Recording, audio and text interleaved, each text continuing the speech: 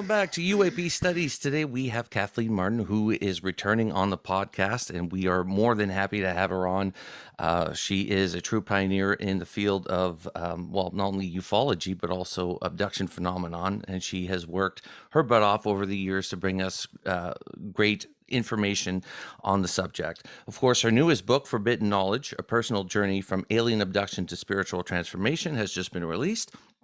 We are going to talk about that as well. But first, I want to welcome Louis Borges back to the podcast, my man. How's it going? It's going very good. Thanks for having me again. And very excited about our guest today. We're both big fans of her work. And we love having very credible people on the show, people that have sort of stood the test of time in this topic. Many don't. So today we have an author, a ufologist, an experiencer, an advocate.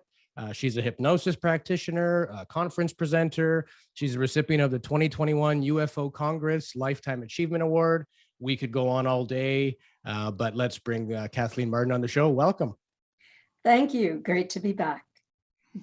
So we wanted to sort of ask you, many people know who you are, but some people may not. So tell us a little bit about your history, what got you into this topic, being the niece of a very famous abduction case, Betty and Barney Hill, and then how that sort of led into you becoming an author, and then where we are today with your most recent book, Forbidden Knowledge.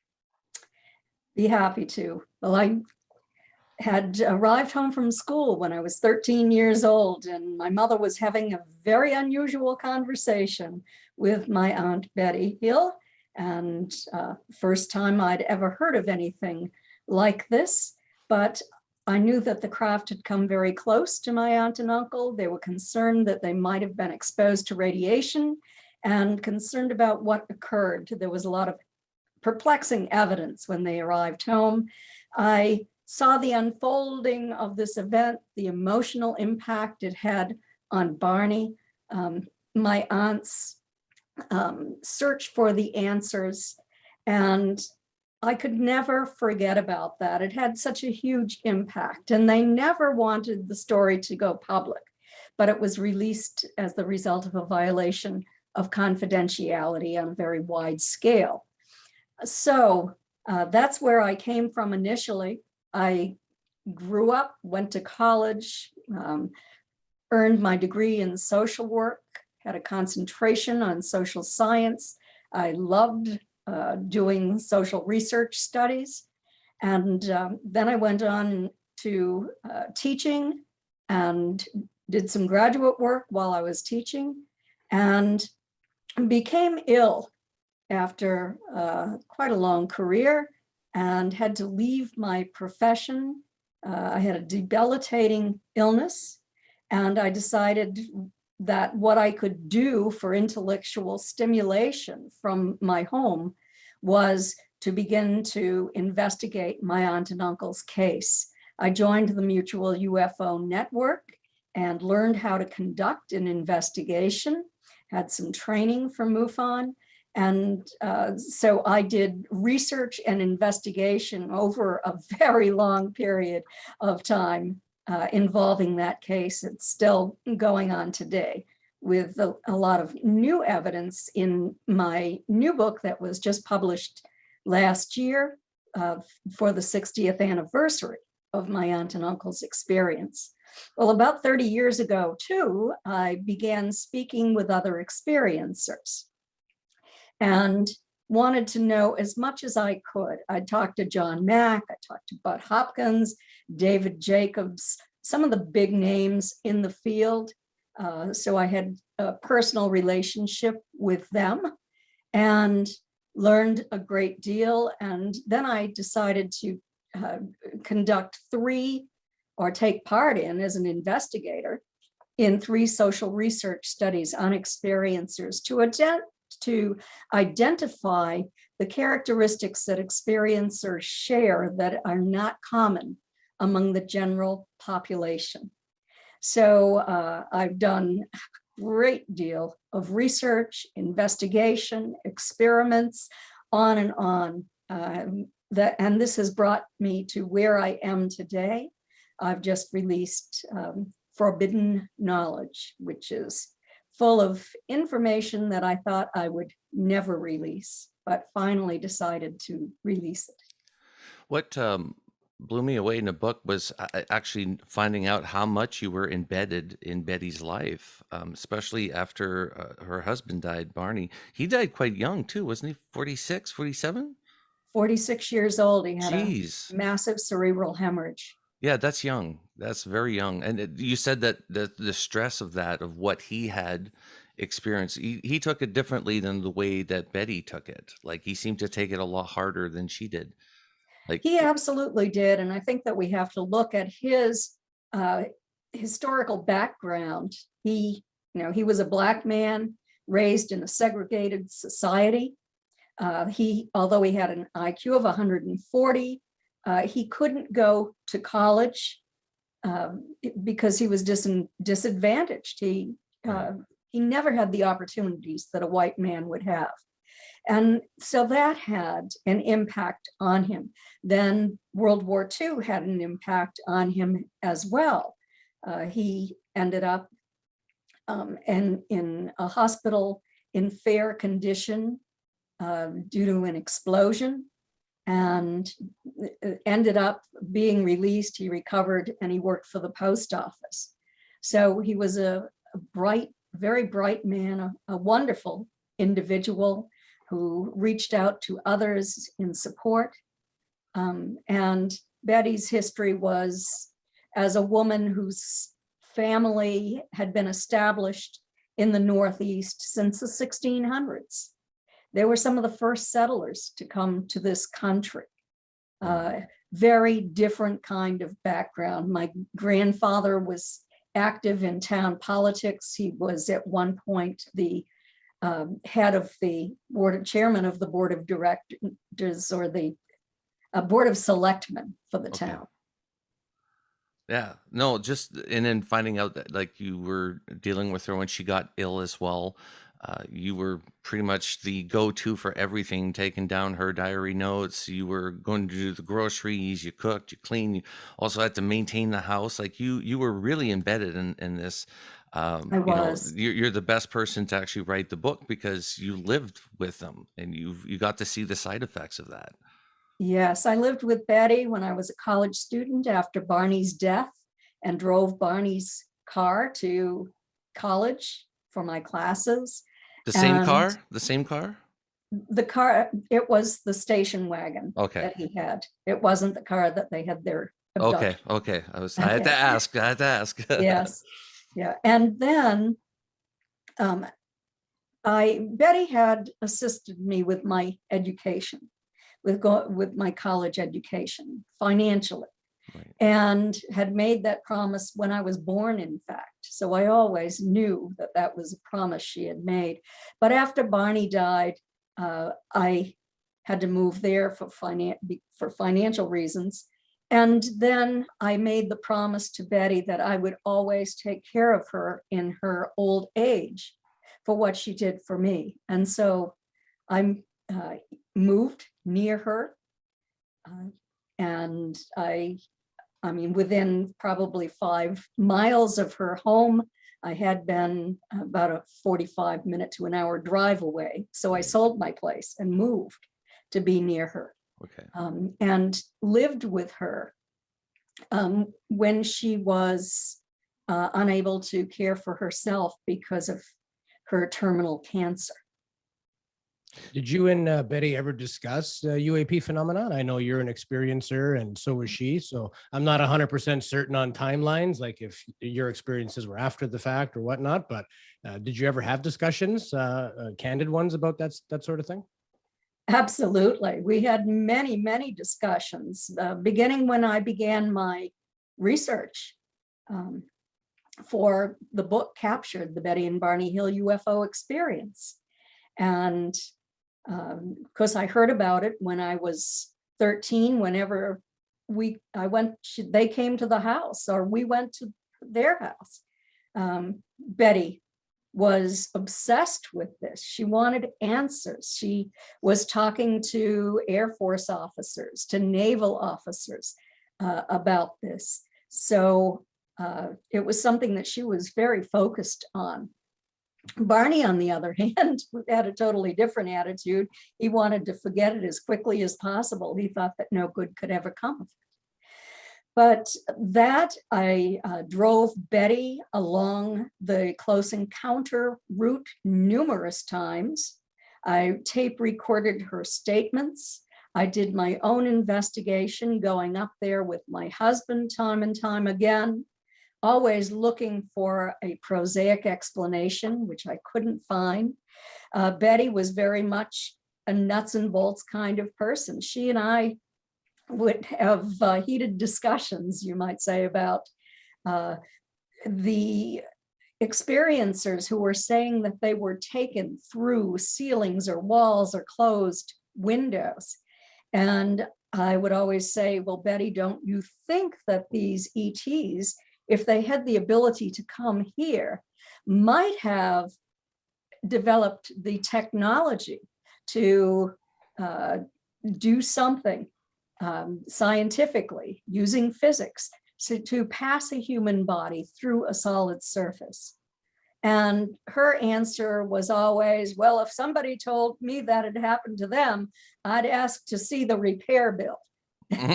So, I mean, you have to say, Betty seemed very nuts and bolts in her approach to all of this.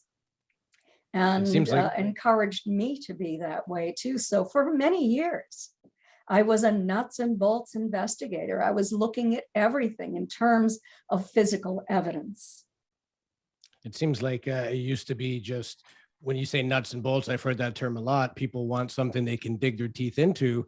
And now with, where studies have caught up, and even with strange places like Skinwalker Ranch and things like that, we didn't really think there was a connection between UFOs or Bigfoot or cryptids or paranormal or, even poltergeist activity. But the deeper down this rabbit hole we seem to go, and many investigators and researchers all kind of come into the same conclusion that we thought we had something that, tangible, we were making progress, and now it's just stranger than we ever thought it was. And it's like we're almost back to square one again because of the wide variety of phenomenon that people report. And a lot of UFO experiencers, they seem to take on physiological happenings, whether they have experiences again or something spooky happens at home or like shadow people or whatever. It all seems to be like an ongoing effect. You don't just have an experience. You may also have medical conditions after, or, things that we can't even begin to explain as a result. So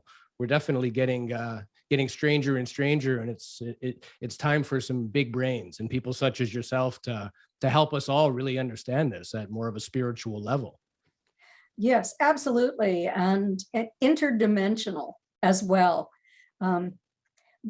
My family had some of this paranormal activity occur in our home after a craft landed on my grandparents' farm, the craft landed about 160 feet away from my childhood home. And my mother and I remembered being taken. We didn't remember being taken to craft, but we remembered finding ourselves on craft in a very frightening situation. And after that occurred, we started to have light orbs in my childhood home. Sometimes a door would open on its own and the cat would walk in and the door would close. And that even happened when we had company. My father was like a Boy Scout leader and he was having a committee meeting when that happened one night. So that was rather startling.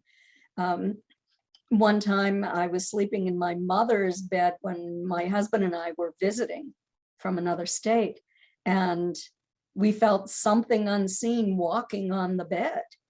And I didn't know what it was. It wasn't a cat. We turned on the lights, we looked, and this very strange thing was occurring. I found a letter that Betty wrote, and it was in her files. And she said, these things are happening to Barney and I, and also to my family members. We do not believe in ghosts, but we believe that these ETs could be unseen to us. Right. So even though she was very nuts and bolts oriented, she had that question, what's going on? And yes, absolutely, I've discovered that they can be unseen to us because they are from a different dimension, you might say. And the difference between the dimensions is the rate, the vibratory rate. So theoretically, in physics, everything has a vibratory rate. None of us are completely solid. Our atoms are moving. And so when you talk about this, you only have to think these ETs have said that they're in the 5th and 6th dimensions. That only means that the vibratory rate is faster. So we can't see them. We have a limited visual range. Now, if these ETs come into your environment, you can feel them. You can feel a very strong tingling sensation in your bodies. This goes all the way back to Betty and Barney when they were attempting to speed down the highway to evade this UFO that was chasing them just over the top of their car. And they heard these buzzing sounds striking the trunk of their car. This tingling sensation passed through their bodies. It was an electrical tingling sensation. So, there's some similarity there. There are things that we couldn't explain back then. For Barney, there was, when he was standing in the field and the craft was hovering over, only 100 feet overhead and descending in his direction, he saw something dropping down from the bottom of the craft. He didn't know what it was. He didn't know if it was a ladder or a rope or what it was. Today, we know that this is a beam, which is sort of a tractor beam. It appears to be interdimensional.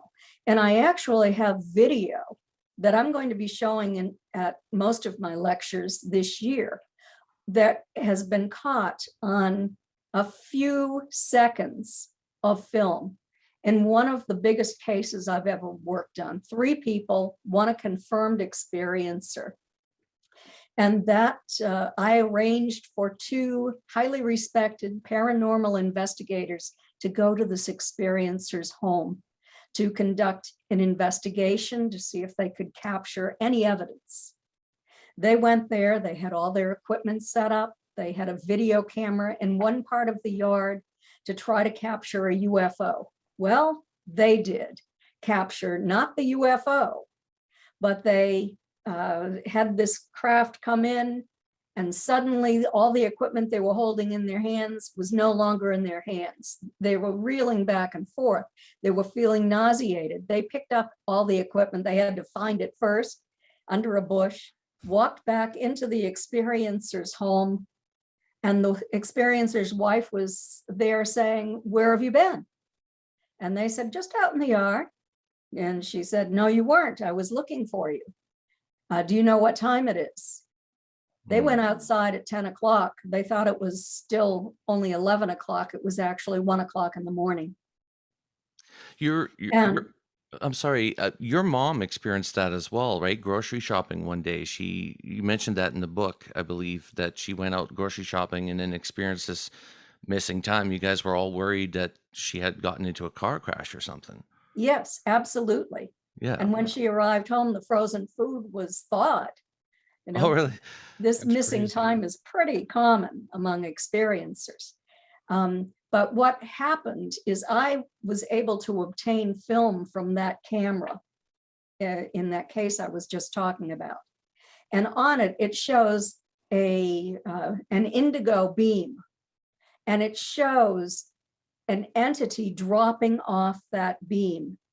And that entity is not solid initially. It's translucent, but becomes solid as it descends toward the ground.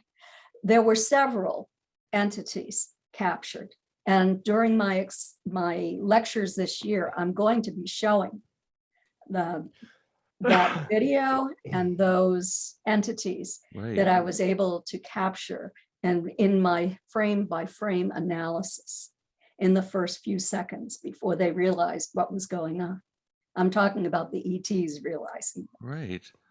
It's almost like we're only programmed to pick up, and physiologically, this is true. We are only programmed to pick up a certain part of the spectrum, visually, audibly. You know, we can't hear super, super low frequencies or super, super high, kind of like a dog whistle. Only a dog can hear it because that vibration is in tune with their physiology. So, you know, and even if you study quantum physics, and it's almost like what we see is just the best version our brains can make of what we see. It may not actually be the reality we know.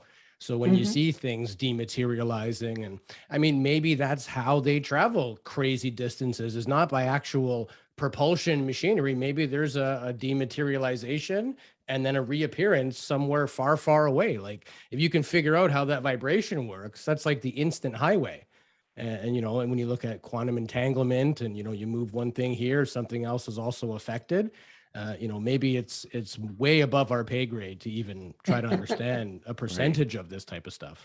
Yes, you know, it looks like magic to us because of our technological level of development.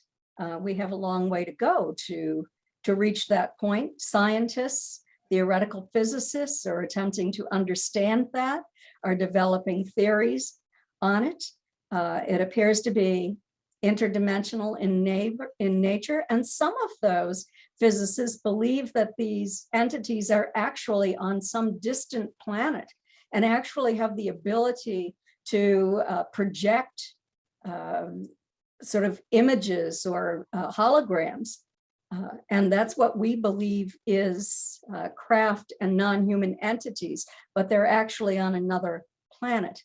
I don't know about that because being an experiencer and being in that environment, everything seemed very nuts and bolts to me. It was physical, and I was with sentient beings, at least the scientists and the educators seemed like sentient beings. I did not think they were bio-robotic in any way. Many experiencers I've talked to have said that they age. And I saw one who had aged over the years too, my escort. So yeah, maybe there's more than one thing going on. For sure. For sure. Sorry, I was being blinded by my my shades there. The I sun wanted to was ask seeking you- through. I wanted to ask you, Kathleen, because you openly say that you were an experiencer, you've had, you know, vivid things happen. So what level of detail do you actually recall? Is it kind of like fuzzy memories, like I was here and then I only remembered it after? Or do you remember it as if like it had happened? I was here, I remember going with them, we went on the craft, it looked like this. Like, do you have that level of sort of granular detail with some of your experiences? In terms of memory, I had my initial memory was of being on a craft, lying on a table. There were non-humans around me. I could not remember their faces. I remembered the scenario that was happening. There was pain in my body after I knew that something had happened to me. And the way I rationalized it was to think that my mother had arranged for surgeons to come into my home in the middle of the night to do surgery on me because she didn't want to frighten me. I mean, that's even crazier in a sense than being on that craft. And my mother was there. I saw her, you know, too. So very clear memory of that. It was through a very powerful abreaction as I tried to remember what they looked like that I finally did remember and was able to draw a sketch of what they looked like. But Dr. James Harder worked with both my mother and I.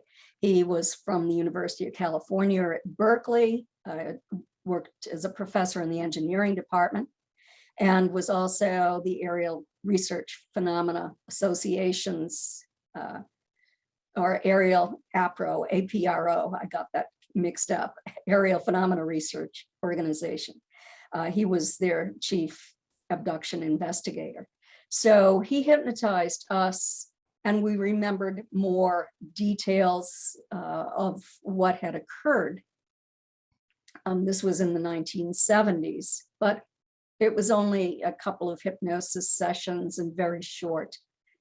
So, but he gave us the post-hypnotic suggestion that we would be able to remember more, and that we would attempt to acquire evidence. So that's something that occurred over the years. I was able to gather evidence. Sometimes I gathered it and destroyed it. I think I was instructed to do that. And so I've always had some memories. I've had an awareness that they were going to come. I would be extraordinarily frightened for much of this. As I was waiting, I would be awake when they came. And then I'd find myself on craft. I did not remember how I arrived to the craft. I could never remember that part of it. That seems to be a common thing amongst abductees, that they don't remember the transition from, even if, let's say, they're in their rooms, to being on board of the craft. There's that gap there. So yes, and some people remember being walked to craft, but I don't remember being walked to craft. I suspect that I was taken into an interdimensional portal of sorts, that into that UFO. And of course, I started vibrating at a higher rate. My body came apart, and that's why I can't remember it. That's what I think happened. right. And then when I was in their environment, I was whole. And I think that maybe the reason that I became disabled with illness was because of that process of being taken there time and time again. How many times are we talking here? Was this, a half a dozen, or is this something that you've experienced for years and years and many, many times? I've experienced it for many years, from at least from the age of 17. It occurred more frequently when I was in my sort of 25 to maybe about 32, something like that. Every maybe 3 months. I can't say for certain. It just, all I remember is it occurred frequently. And on 3 occasions, people saw the craft. Oh, On wow. one of those occasions, the people saw the craft near my house, and they knocked on my door. They were looking for me, but I wasn't there. They couldn't find me. I was probably on that craft. I had memories of being on craft that night. So then as I grew older, it was interfering. Really, when I was in my 40s, I was ill. It was interfering with my ability to become well or feel well, because they were keeping me up during the night about once a year. And so I asked them to just let me sleep through it. And so I think that I slept through it, because I had awakened, for example, with blood on my navel, feeling a kind of a pinching pain, but I would not remember always being taken. Sometimes I remember being taken if I was awake when it occurred. Is it always the same group of Yes. entities? They were, right? Were they recognizable? Like, that's the one with the funny ear and that's the one with the scar on his head, that kind of thing? Or I recognized my escort. We had a relationship, and we were I liked him. And he always came to me time and time again. One time, and this was much later on, it was in 2000, and I think it was 2013. I was taken maybe by Denise Stoner's group. I don't know. It was, let me tell you a little bit. She and I and my father had been to St. Pete to a UFO meeting, a MUFON meeting. And Paula Harris was speaking.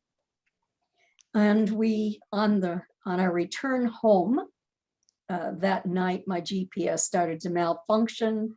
I ended up on just a lonely road and realized that I wasn't supposed to be there, and turned around, went directly back to the highway and turned the GPS off. Then Denise and I, my father, were just talking the entire time. And then everything was quiet. And she and I remembered sort of feeling like we were going uphill. And there are no hills there where we were driving.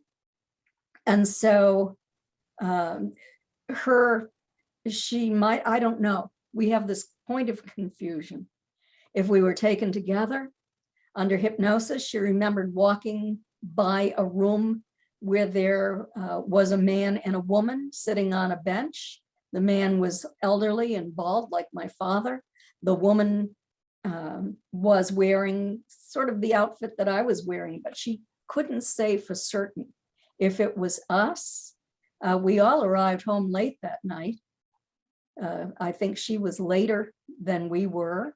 She remembered finding herself on a different road than she had been driving on. She was on like a lonely road next to a lake. She saw a giant red-orange orb rise up out of the lake. She remembered seeing her escort, and then she remembered finding herself in her driveway and her husband being concerned about why she was so late. So, and her insulin pump was not working. It was buzzing even though it was a new battery. Her cell phone had stopped working completely, that sort of thing. Right. The next night is when I found myself on a craft. I woke up when I was dropped on a table. I was on my side. I opened my eyes and I saw a little entity that I'd never seen before. It looked robotic or bio-robotic. It was about 6 inches probably from my face. It was very startling. It did not look at all like it was a sentient being. The face was completely flat. It had a round head like a basketball. The eyes, although they were black, had sort of a silver outline, almost like metal. I didn't notice a nose, but I noticed a little mouth that sort of did a smile in a sense. It moved when I opened my eyes and looked at it. And then the two taller entities down at the foot of the table, there were 2 or 3. I'm not certain. I didn't have my glasses on. I was older then and needed glasses. So they were kind of fuzzy to me, but I know that they were much taller than I was accustomed to seeing. And this little guy was not anything like what I was accustomed to seeing either. And so, I was injured when I was dropped. I had to have some physical therapy. The next morning, I was feeling pretty terrible physically. And I said to my father, I think I was taken last night. My father, who lived in the guest house beside my house, said, well, I think you were too, because I saw a strange light, or strange lights, got up in the middle of the night and saw them outside the window. Oh, wow. And so, that was some confirmation that it probably did, in addition to the injuries I received. So you mentioned before that, having worked with over 5,000 experiencers, that they all share some characteristics or features that is not common. Do you want to touch up a little bit on that? Like, what have you found with the abductees or the experiencers? What is it that they have that the general population are not as I would say, equipped as they are? Well, in our study, the majority of the abductee group, as was determined by the American Personality Inventory, administered and graded by Dr. Don C. Donderi. So these were people who were alien abductees. Then we had the group of people who had just taken the exam. And I had already removed those who didn't complete the exam and those who we were able to identify as hoaxers. Okay. So what we discovered is that the majority had observed a craft up close at least one time. They had conscious recall of observing non-human entities at least one time. Their family members had as well. They had been taken to craft. So we discovered that there was definitely a genetic family link there. Also, that these experiencers had become more spiritual. A very, very high percentage of the abductee group had become more spiritual. They were empaths. They had become empathic, where it's a psychic sense of being able to experience what is going on inside of another person's body as if it's your own. I do this if I get into their auric realm. I try to shut that off. But when I work with experiencers, sometimes I get into their auric realm, right, and I experience that in my own body. They are psychic or intuitive. There are many who are mediums, which is very surprising to me, but something I learned. I don't have statistics on that. I discovered that after we had done our studies. We asked a question about sleep paralysis, actually 2 questions about sleep paralysis. Have you awakened during the night feeling paralyzed and able to move only your eyes? Well, a very high percentage said yes. Right. The next question was, have you awakened during the night, seen non-humans in your environment, and then became paralyzed? Now, it was a fairly low, like 36–40% among the entire group. But among the group of those who were abductees, it was highly statistically significant. So this was definitely not sleep paralysis, right, for this group of abductees. They experienced everything at a higher rate. One of the questions we asked is, if you could end this today, would you? Among the experiencers overall, 71% said, no, I do not want it to end. Among the abductee group, 74% said, no, I do not want it to end. If you compare that to the Edgar Mitchell Free experiencers survey, it was I guess the experiencers questionnaire, I think is what we called it. But for them, it was 83% that would not want to end these experiences if they could. So you have to think that this must not be as frightening or as horrific or intrusive as we always thought that it was. And what we discovered is that experiencers over many, many years have sort of established a friendly relationship with these ETs. If they ask for healing, they're being healed. Among our abductees, 45% had been healed when they asked for healing. That's crazy.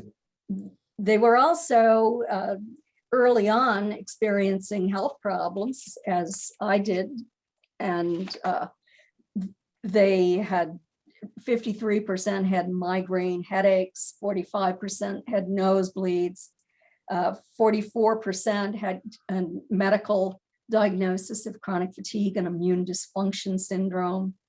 Only 18% said that they had fibromyalgia. So, but you get over that over time. Paranormal experiences, 61% of the overall experiencers said yes, they'd had these in their homes, 50% for the abductee group. Looking, orbs in the home, 61% overall, 50% of the abductee group had seen orbs that appeared to be intelligently controlled in their homes. Motion in the mattress, 58% overall, 75% for abductees. So quite significant. Go ahead.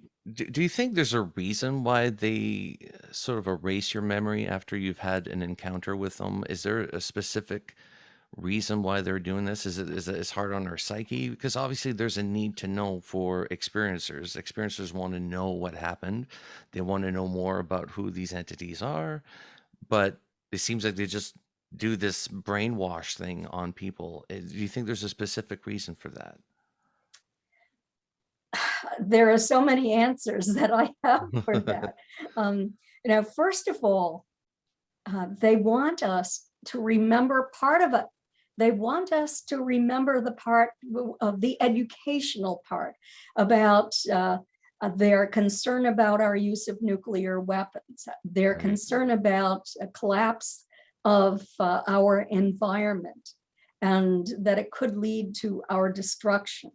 They have been giving this information to experiencers for many, many years, but most of us are returned to our home without the memory that they want us to have. Right. Now, on the other hand, they don't want us to be traumatized by this experience. So they've appeared to have wiped out this memory in order to assist us. Now, what I've discovered is regardless of whether or not you have a highly positive or highly negative experience, you come out feeling traumatized initially. Right. Because you don't know what happened. You only know that you were taken. A lot of people don't remember. They recall being on the table, but they don't recall exactly what happened when they were there. Right. Or being taken to craft and don't know what happened on craft. So I don't know the answer for that. All I know is that a lot of people feel much better after they have had EMDR therapy with a qualified psychotherapist, or have had hypnosis, hypnotherapy by a qualified licensed psychotherapist. Were there any cases of the many, many thousands that you've, researched? Were there any that really stood out? Like people with so much detail in their story that it's, even if you're a skeptic, it would be near impossible to doubt, like, are there any really memorable ones that stand out in your mind? Well, with all of the experiencers that I've worked with, I've always taught them how to collect evidence.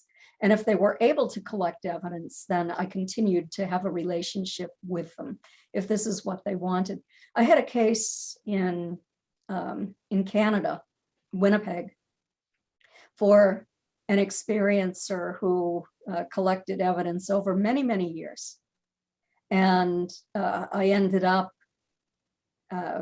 being able to have evidence that he was healed from lymphoma by an orb that was actually captured on video coming into his room after he and I were both sending telepathic messages for healing for him. And the next day after this happened, the very large nodes that he had on the side of his neck were no longer visible. He went in for surgery, and though only 4 tiny necrotic nodes were removed, they were no longer cancerous. Wow. So it was really something. He also captured photographs of some of these entities, not very good, but one of them certainly did not look like an ET to me. It looked like an elf. So I don't know, maybe there were many things going on through this interdimensional portal that seemed to be open to his home. It's just amazing to look at it with its little pointed elf ears, just a little round derby kind of hat. It just didn't look like an ET. So, Leprechauns are real. yes, I mean, it was more like a leprechaun in a sense. But also his girlfriend, when they were at the family camp, one night in the middle of the night, was able to be awake but paralyzed and could see loads and loads of little orbs picking him up from the bed. And when he was returned, there were marks on his body, something done to his lower back. There was a round mark with a needle point. So something was done at the bottom of his spine. Dr. Joseph Burks has his medical evidence. I collected a little bit, but I wanted a medical doctor to have this evidence. So that was one case. I talked about it, I wrote about it in my book, Extraterrestrial Contact, What to Do When You've Been Abducted. And also another case that really stands out was one that I investigated. It was very much like the Skinwalker Ranch. And this took place in Texas. And the land that it took place on had been donated, supposedly, given to the white man by the Native American tribe years ago. And it was cursed, just like the Skinwalker Ranch. And there was highly negative activity taking place there. But ETs would show up as well. There was a time slip there where one time the experiencer, who happened to be a retired commercial pilot, and his mother were looking out the window at this runway. He was now running a small airport that did repairs. They saw mammoths grazing on a grassy savanna. It's an extraordinary story that is also in my book, Extraterrestrial Contact, What to Do When You've Been Abducted, which is sort of a comprehensive guide on contact and abduction. You mentioned Skinwalker Ranch. We had George Knapp and Colin Kelleher on the show discussing their new book, Skinwalkers at the Pentagon. And they also discuss, lights and orbs. And they talked specifically about the blue ones. They nicknamed them blue meanies because they seemed that anybody who had the hitchhiker effect, meaning they had taken some of this strangeness home with them and in their lives, the people that had come in contact with these blue orbs reported actual problems, like immunodeficiencies, lupus, Hashimoto's disease, like strange, really obscure diseases that most people would never even have a chance of getting. And it was almost like some of these lights are healing, some of them are not so much. It's A to Z of everything and everything in between as far as what they could possibly be, and also the physical effects. And a lot of people are skeptical and they want hard evidence. Well, I mean, if you're a science mind and you're studying people that have had scientific things come from their experience, that's measurable, you would think repeatable, and it's something that you can gather data from and use to sort of further your information. So, yes, and Dr. James Lukaski from the DIA, Colm Kelleher, a scientist who's working on this, and of course, George Knapp, whom he and I discussed this on one of his shows. I'm going to be on his show again on Sunday night. And actually, tonight at 3 a.m. Ouch. So I'll probably be groggy. But anyway, this is repeatable. If you go to the Skinwalker Ranch, you can pick this up. But something I read in the book is that there was something that happened to these people who picked up these hitchhikers, that something was imposed on them that gave them a feeling of terror. What I understand about this from all of my years of research and moving beyond the nuts and bolts, because I just discovered it was scientifically dishonest not to, I wanted the answers. Well, when you feel terror, it lowers your vibrational frequency. And these negative entities can then attach to you. And not all ETs are friendly. And there are negative interdimensionals as well. That, that land is cursed by shamans. It's been that way for more than 200 years. So these orbs that are solid, blue, they're not the same as these sort of plasma orbs that have intelligence. These blue solid orbs that strike people and make them sick are different. And I believe that they are negative, and this is something that's being perpetrated by the negative side of all of this. Because it had the same problem, didn't they, in I think Brazil, 1977, with these orbs that would zap people, make them anemic. I think few people died because of it as well. But it was called the suck incident because it would suck the iron out of people's bloods, and just this was going on for months. But it was those little blue orbs. So blue nasties, they earned their names. Yeah, they harm people. Yeah. When they hit them, they can burn people. They're just negative, and they do make people sick. These negative interdimensional entities that have a lower vibration feed off fear, off anger, loathing, pain, illness. It makes them thrive and grow. And it's extraordinarily important to remove these things.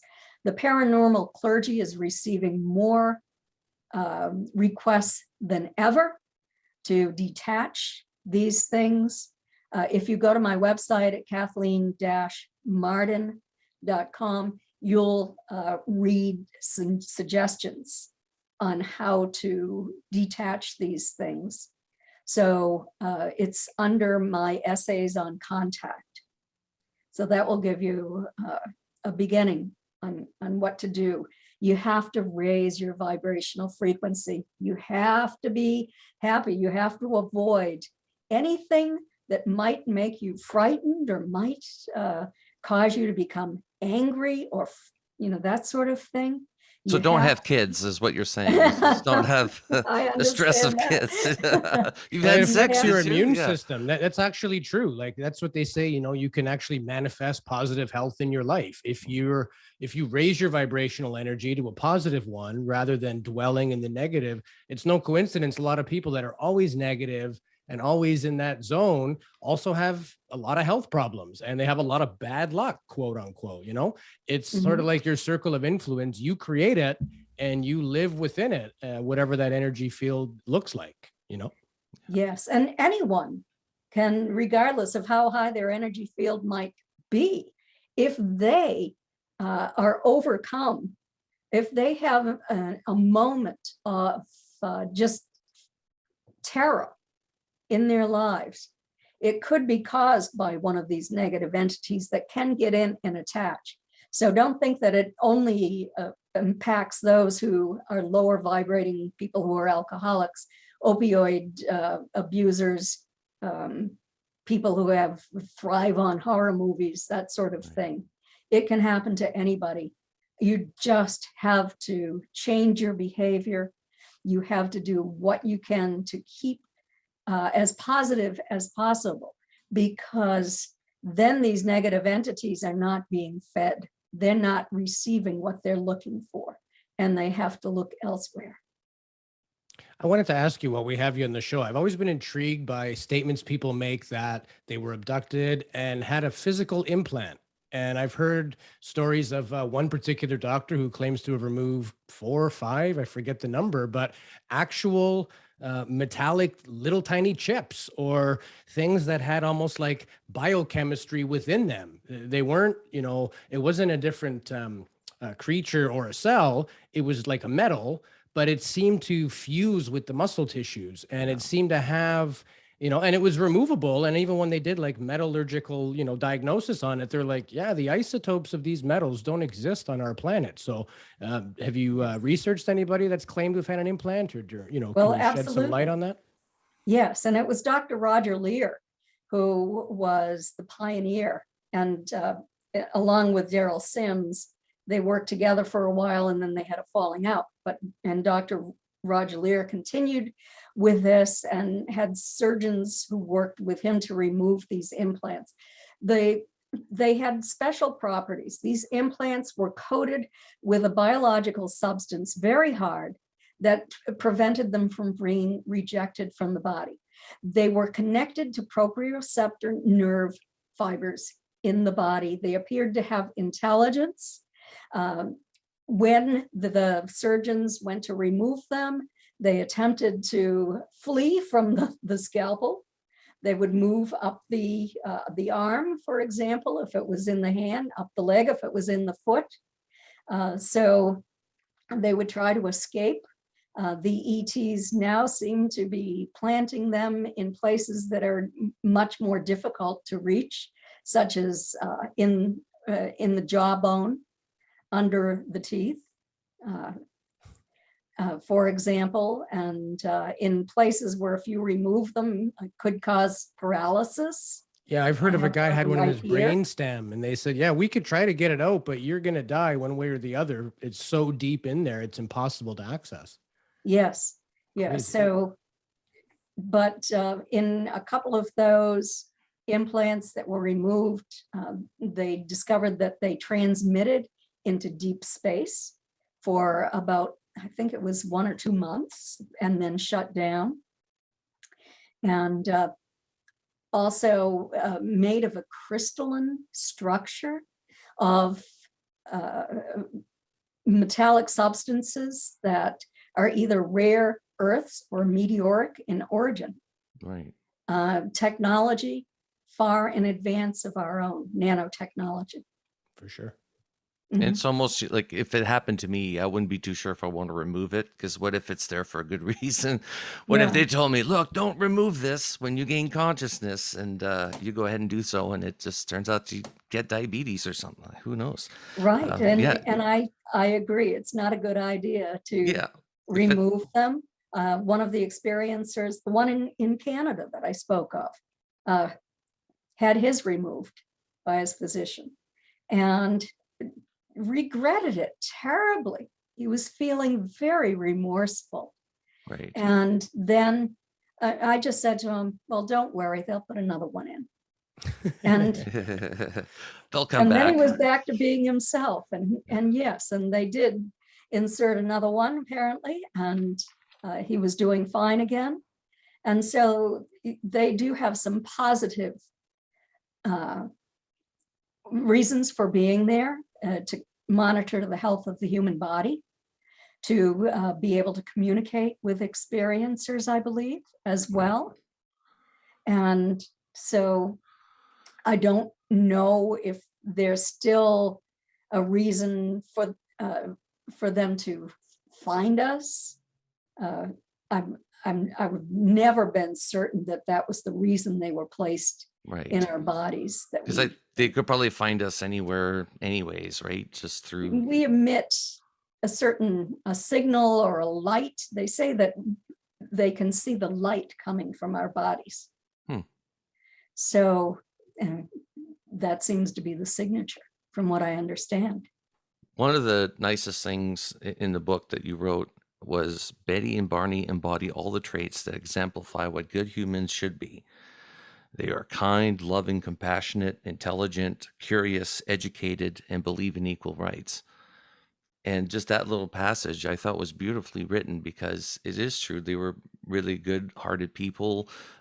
And you hear that all the time, even on Skinwalker Ranch, like the people were the salt of the earth, It's always these people that seem to have these occurrences. You never hear of some bad guy in prison having alien abductions. I mean, I haven't yet, but it's always good people that tend to be having these occurrences. So do you think that's intentional? Do you think that people are picked out that way because of their personality, because of their traits? because I've never heard of anybody being on a ship and just, well, besides Calvin Parker, who ended up punching one. But He's besides going to that, be I've on our never heard. show in a few weeks. We're going to ask him, what was it like Yeah. to be the only guy on record to beat up an alien? Yeah, he's the only one that we know of. But besides that, most people, yeah. And I thought it was very beautifully written that you would say that about them, because Yeah, it gives you it's an true. insight into them. Yeah. Yes, and I asked the ETs how they selected people. And they said that initially they just took people opportunistically, kids on the back lands of the family farm, people who are out hunting or fishing or camping or whatever. Right. And then when they found what they were looking for, they took them along family lines. So I know that they were looking for something in particular. I know that they were attempting to change humans on an evolutionary scale. And that part of being an experiencer has these very positive qualities. Right. And the children born to experiencers also seem to have these positive qualities as well.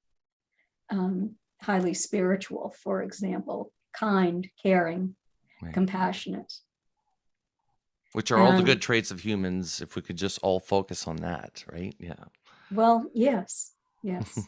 I heard you mention in another interview that it's almost like the ETs are trying to tell us that our technological advancement is not in par with our spiritual advancement, and that perhaps in species previous to us, that was their undoing or their demise. So maybe it's a galactic lesson that they're trying to teach us and prevent from happening again. Like, get to the higher realm of understanding. Don't blow yourself up with military.